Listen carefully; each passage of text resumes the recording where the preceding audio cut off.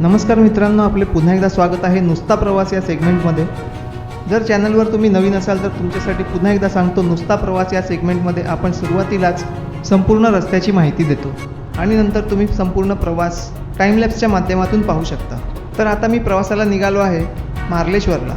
या प्रवासात आपल्याला असंख्य नदी, नाले, ओढे, घनदाट जंगल, पर्वतरांगा आणि वळणावळणाचे रस्ते तुम्ही पाहू शकता।